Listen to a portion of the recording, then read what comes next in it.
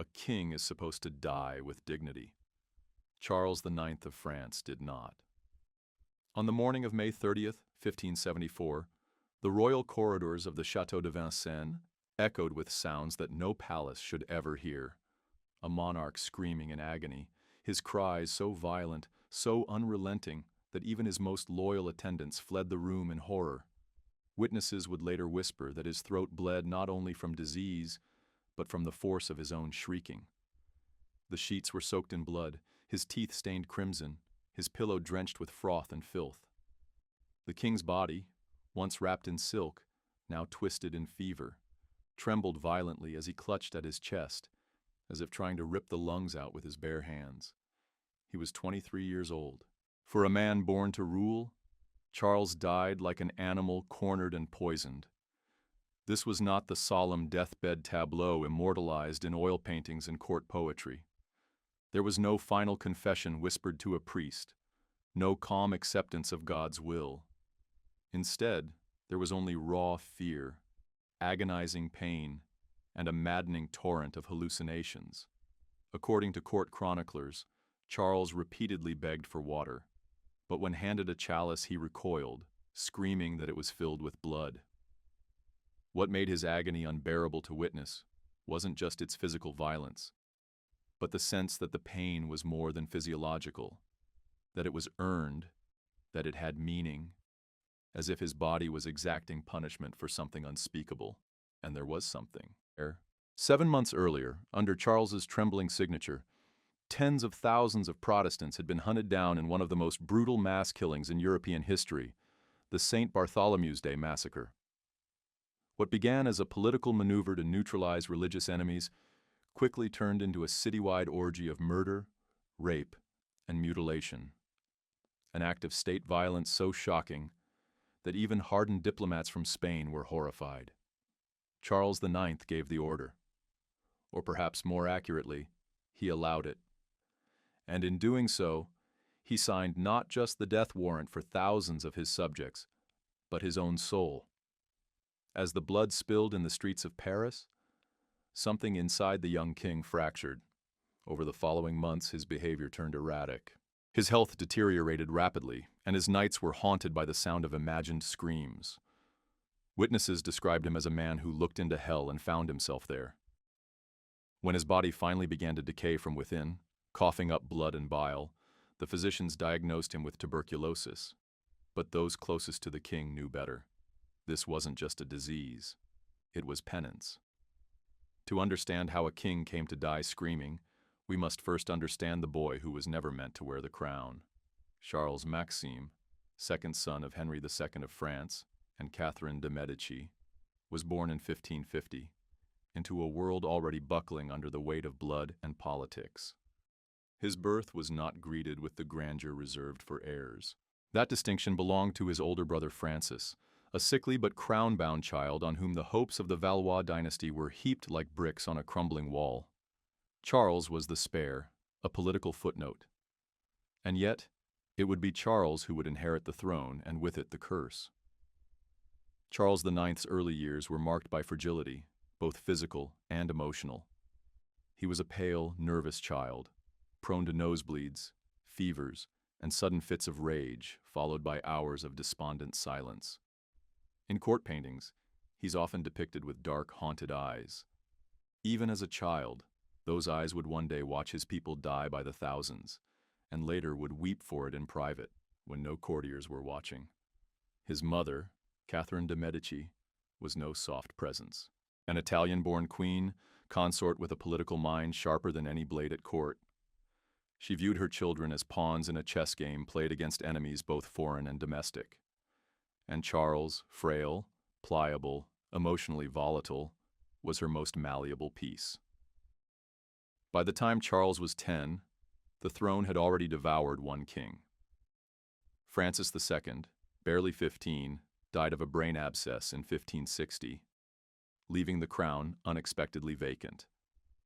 Charles was next in line, not because he was ready, but because there was no one else.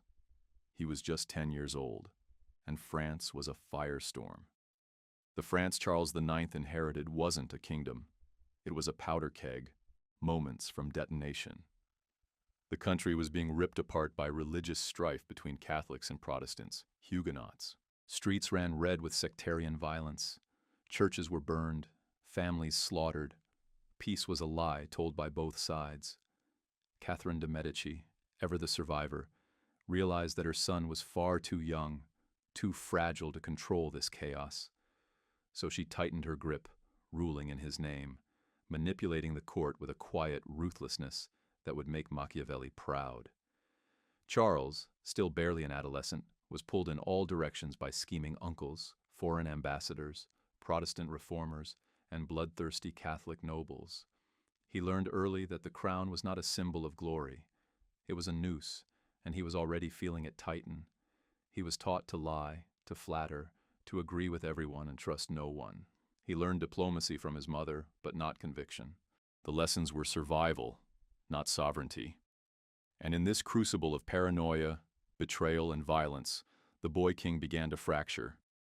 As he grew into adolescence, Charles IX showed signs of acute psychological distress.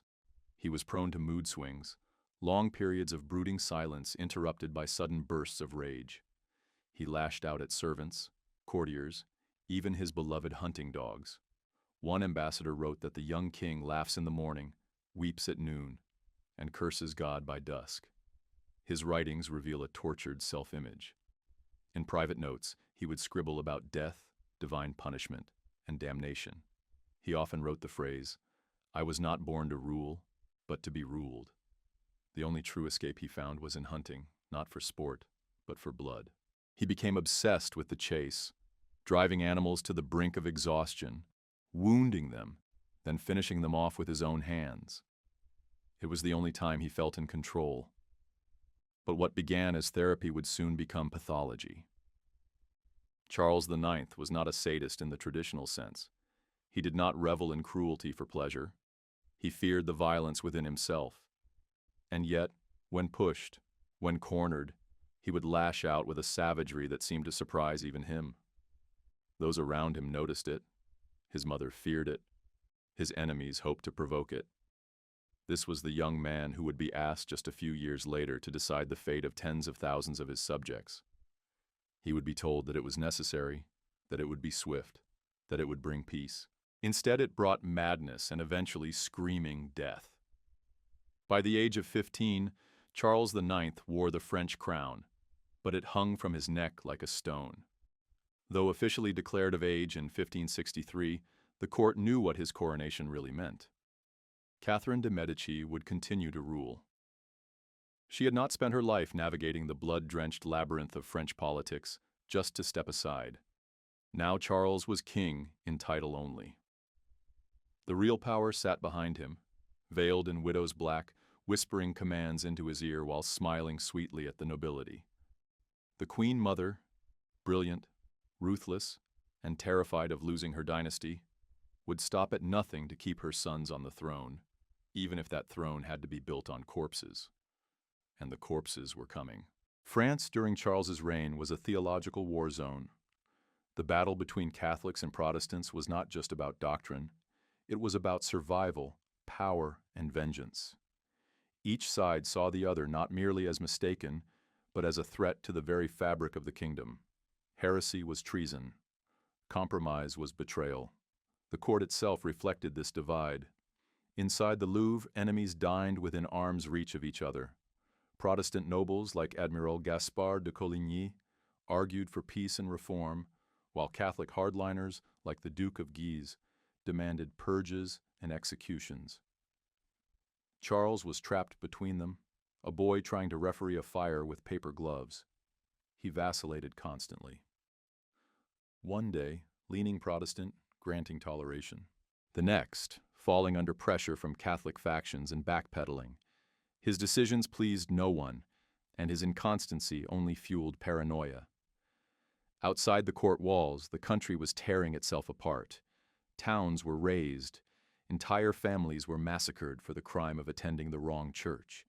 Heads were displayed on pikes, and bodies were left to rot in city squares as warnings.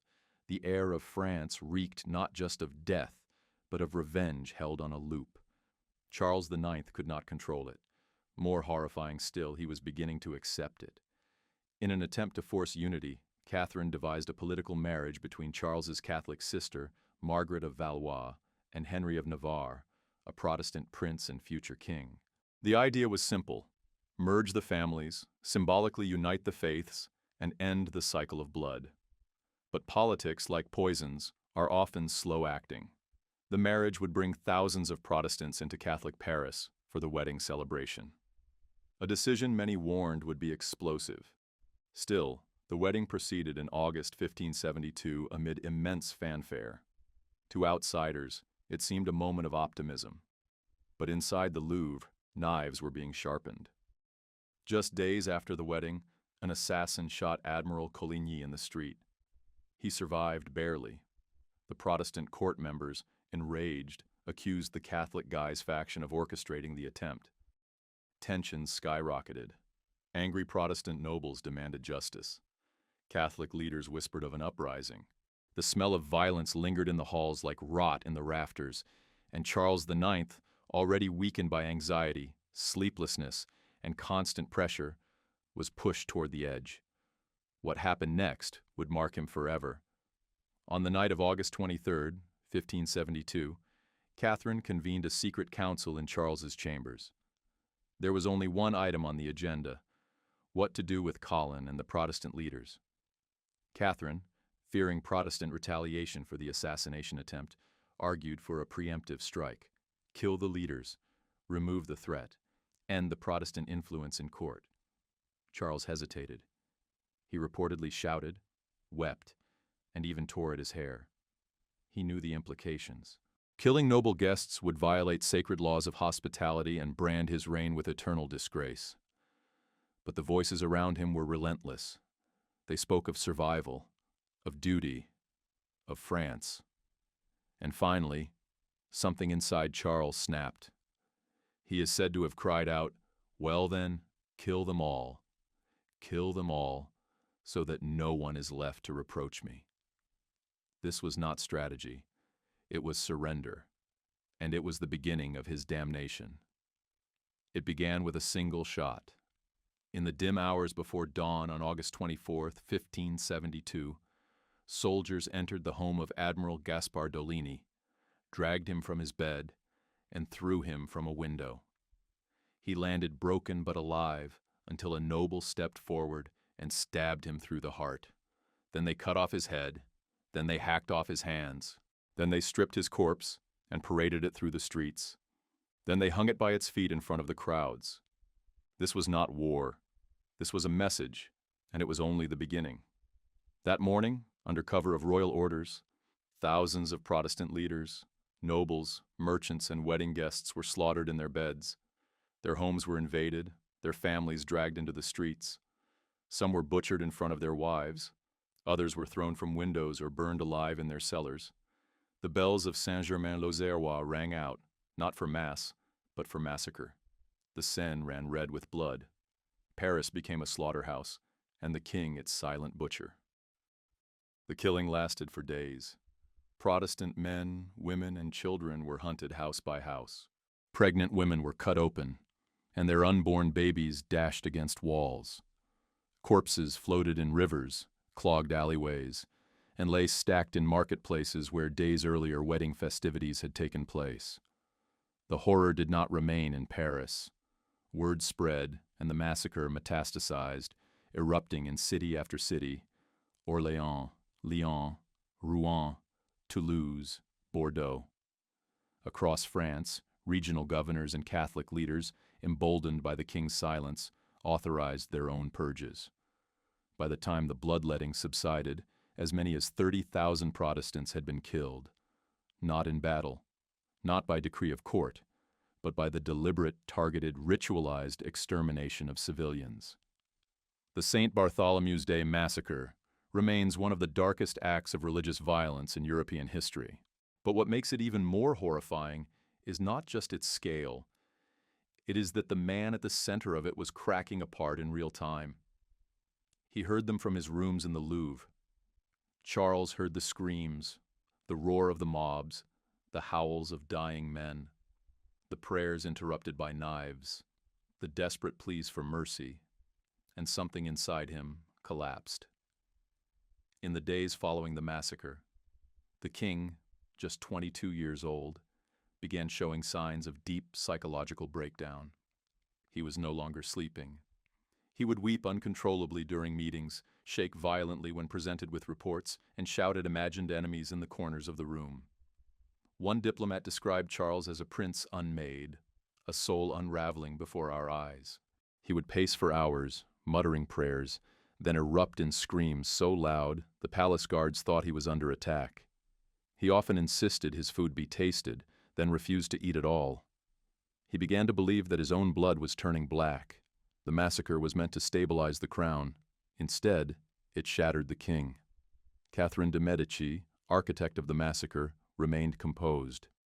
She issued decrees, spun narratives, and flooded Europe with letters insisting that the violence was not planned, but a tragic consequence of political necessity. But Charles couldn't maintain the script. When Protestant envoys arrived for audience weeks later, he broke from the prepared message and screamed at them, "Yes, I did it. I gave the order, but it was your fault. Your fault. Your fault!" He shouted so violently that blood burst from his mouth. The room went silent. His advisors were horrified. Catherine was livid. Whatever threads of loyalty or obedience had once bound him to her were now fraying. Charles had become unreliable, erratic, and worst of all, honest. He couldn't lie about what he'd done because he couldn't stop seeing it. Charles began having hallucinations. He claimed to see phantom Protestants in the halls. He would shout for guards to arrest shadows. He claimed Coligny's head visited him at night, eyes wide, mouth still accusing. Witnesses recorded that he would scratch at his own skin, trying to remove what he called the stink of murder. At times, his face would go white as he stared into nothing and muttered, "They're still screaming." And then he began to bleed from the nose, from the gums, from the mouth, as if the massacre had finally come for him. By the winter of 1572, the palace at Vendôme no longer felt like a royal residence. It felt like a morgue. The curtains were always drawn. Fires sputtered in their grates. The king's chambers smelled of sweat, iron, and damp cloth soaked through with blood.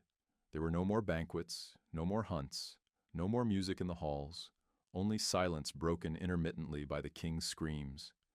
The first signs were subtle, small bloodstains on his handkerchiefs, dismissed as a nosebleed or irritation from the dry winter air. But within weeks, the symptoms escalated. Blood began to leak from Charles's mouth during meetings, sometimes while speaking, sometimes simply while breathing. His physicians, baffled and frightened, attempted to hide the worst of it, but it was impossible. The bleeding grew worse, relentless, and soon it wasn't just his mouth. He began coughing deep, clotted gobs of blood, often staining his pillow through the night. Blood came from his gums, from his throat, from his pores. A chronicler wrote, "The king bleeds as though his soul seeks escape through the skin." They called it tuberculosis or consumption, but the courtiers whispered darker things, that the massacre had infected him spiritually, that he was being punished by God, that his body was replaying the horror he unleashed. Charles himself believed it. In rare moments of lucidity, he said, "My people bleed in my dreams, and so I bleed in waking." The physical symptoms were terrifying, but they were nothing compared to the voices. Charles could no longer sleep through the night. He would wake in fits, screaming for guards to get them out. Get them out. No one was there, or rather, no one others could see. He spoke to ghosts, most often to Admiral Coligny, whom he saw not as a shadowy specter, but as a rotting, bloodied corpse, still whispering judgment from the corner of his bedchamber. One night, Charles was found curled in the fireplace, muttering, "Tell him to stop staring. Please tell him to blink." Other nights, he claimed his room was filled with drowned children, victims from the Seine. He could describe their clothes, their names. When his mother confronted him, he accused her of sending them. He would gnaw at his own fingernails until they bled. He bit through a goblet during a fit. He tried to cut open his chest with a letter opener, shrieking that his heart was full of fire and smoke. The man who once ruled France now existed in perpetual psychosis, trapped in a waking nightmare of his own making. Catherine de' Medici never cried in public. She did not collapse. She did not wring her hands or pray aloud. She watched her son deteriorate with a quiet detachment of someone who had spent her entire life choosing dynasty over sentiment. She moved quickly to shift influence toward her next surviving son, Henri, Duke of Anjou, future Henry III. Catherine understood that Charles's body was failing, but more importantly, his mind was no longer useful. While Charles whispered to ghosts, Catherine prepared the funeral arrangements, not for him, but for the narrative. She began working to reframe the massacre as an unfortunate necessity. A tragic event, yes, but not her son's fault. A storm, not a decision. In public, Charles IX was spoken of as ailing but still firm of spirit. In private, he was spitting up blood, sobbing into his bedsheets, and trying to dig at his own skin to let the screams out. In one of his final months, Charles wrote a strange passage in his private notebook.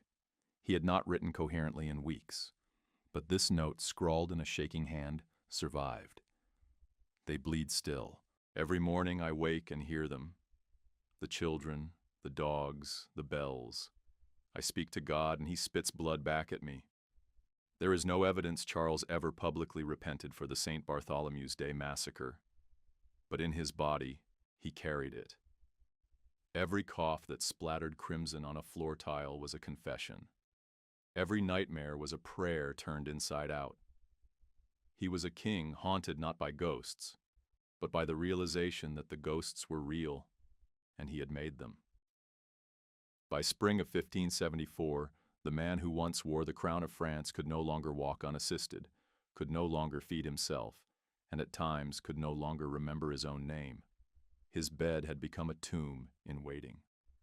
The room was heavy with a smell of sickness, blood, and unwashed linen, but it was not a quiet death. It was a spectacle.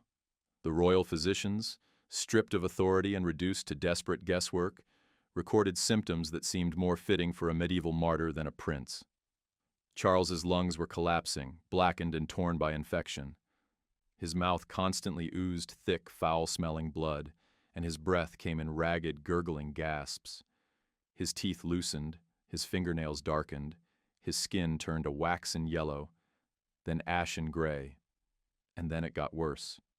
The bleeding became uncontrolled, not only from his mouth, but from his ears, his gums, even the pores of his skin. His sheets had to be changed several times a day, each time soaked through with blood, as though he were being drained from the inside. One servant wrote that the king's bed looked as though a pig had been slaughtered in it. The bleeding was not just physical, it was symbolic. A king whose people had bled in the streets of Paris was now bleeding alone in his silken deathbed, surrounded by silence and fear. In his final weeks, Charles became nocturnal, refusing to sleep at night, insisting he could hear the massacre marching past the window. He shouted at invisible assassins. He begged his dead brother Francis for forgiveness. He screamed for colony, for God, for his mother, for silence. But silence never came. Nurses and guards who remained at his side described his outbursts as animalistic. He howled. He sobbed. He sang fragments of children's lullabies from his youth. Once he screamed so loudly that the chandeliers in the next room shook. A chronicler wrote, "Those who served him said it was not a man's voice, but a sound from some dark place in hell called forth to tell the world what damnation sounds like." He was no longer a king. He was a warning. In the last 3 days of his life, Charles slipped in and out of consciousness. His body burned with fever. His eyes rolled back in their sockets. Yet he remained aware enough to whisper names, a macabre inventory of the dead. Some he knew, some no one could identify. It was as if his mind, broken beyond repair, had become a ledger of the lost. He refused priests. He refused confession. At times he would weep and pray. At others he would curse God, spitting blood as he did. On the morning of May 30th, 1574, Charles XIX sat upright in bed, and vomited a bowl full of blood which splashed onto the floor and soaked into the rug. He fell back against the pillow, opened his mouth to speak, and screamed. Once long, unbroken, the sound cut through the stone walls of the chateau. Attendants rushed in, but it was too late. Charles IX was dead. Blood was still seeping from the corners of his mouth. His eyes were open. There were no public mourning processions, no romanticized deathbed paintings, no ceremonial words from the mother who had orchestrated much of his reign. Charles's body was so disfigured by death that it had to be sealed quickly in a lead-lined coffin. The official report stated the cause of death as tuberculosis, but the men who prepared his corpse knew otherwise. They refused to speak of what they saw. Some reportedly never worked in the palace again. Whispers spread like wildfire that the king had bled out as penance, that he had been haunted to death, that God himself had rejected the Valois line. In the immediate aftermath of Charles IX's death, the French court did not mourn. It exhaled. There were no tear-streaked proclamations from the Queen Mother, no mass gatherings of citizens weeping in cathedral courtyards, no widespread public grief, no gilded tributes, no heartfelt poems penned by court poets. There was only transition. The boy who had once been king was now a problem to be solved. Quickly, quietly, cleanly, Catherine de' Medici, who had nursed her son through fevered nights and ignored his cries for mercy, immediately turned her gaze to her next project: the survival of the Valois line.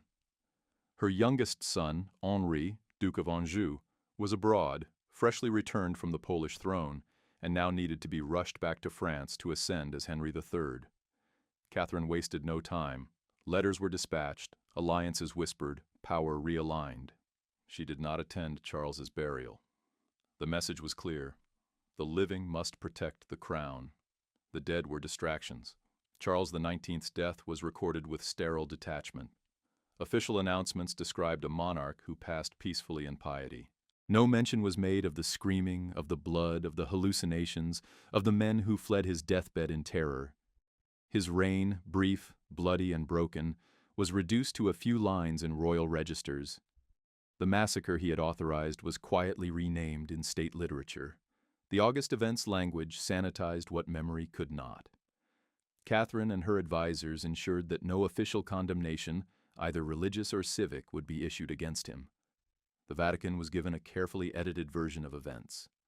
The Protestant world seethed, but France moved on. History was being rewritten before the body was even cold. Charles IX's portraits were removed from gallery walls. His likeness was struck from medals. The court shifted architectural focus away from his favorite hunting grounds and palaces. Even his voice, once recorded in the annals of court poetry and royal decrees, began to fade. What couldn't be erased was blamed. Blamed on the times, blamed on factional pressures, blamed on his mother, but not on the king himself, because acknowledging the truth meant facing what the monarchy had become, a stage for state-sanctioned murder with a child as its broken protagonist. 2 weeks after Charles IX's death, couriers rode through France with news of Henry III's succession. Church bells rang, nobles toasted. Paris bathed itself in sunlight and smoke, not from funeral pyres, but from celebratory cannon fire. In a twisted echo of the massacre that had defined Charles's reign, the city that once howled in agony now rejoiced as if nothing had happened. Blood had been washed from the streets, but it still clung to the throne. Henri III would try to rule over it. Catherine would continue to whisper into his reign, and Charles XIX, he would become a footnote. But ghosts do not stay buried forever. Charles IX died violently, horrifically, and young. But in the centuries that followed, his name did not echo through French history as a warning. It barely echoed at all. He was not immortalized as a tyrant, nor honored as a martyr. He became something far worse for a monarch once soaked in so much power and blood. He became forgettable. In the vast pageant of French history, Charles IX occupies an uneasy absence.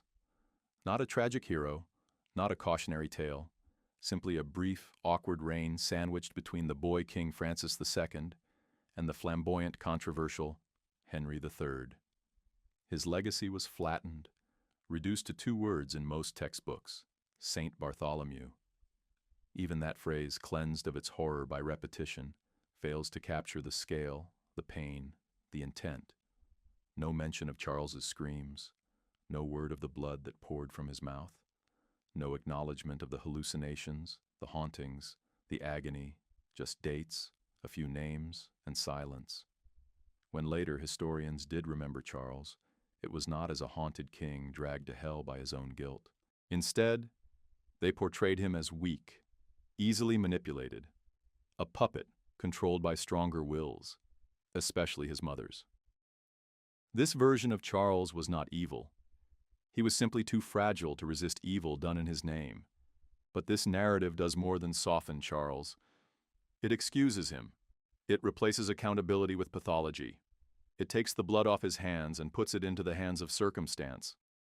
And so the man who ordered the largest coordinated killing of civilians in French history is remembered not as a butcher, but as a boy in over his head. This is not historical accuracy. It is historical mercy.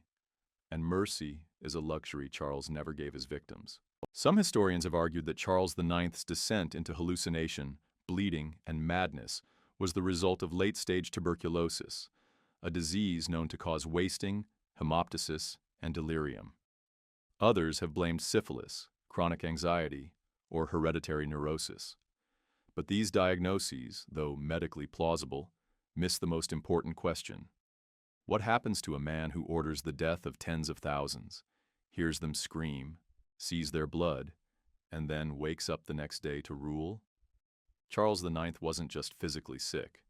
He was a man consumed not by pathogens, but by the realization that he had crossed a threshold from which no ruler can return. He had made murder into policy, and it had made him into something else. His body broke under the weight of that truth. His mind shattered because it was the last thing in the kingdom still capable of guilt. Even in death, Charles was afforded no proper reckoning. His burial at Basilica of Saint-Denis, the traditional resting place of French royalty, was subdued. His tomb remained unmarked for years. There was no inscription carved into stone to honor his rule, his suffering, or his soul. It was as if his voice had been erased, which in a way it had. He had screamed himself hoarse, and the world had turned its back.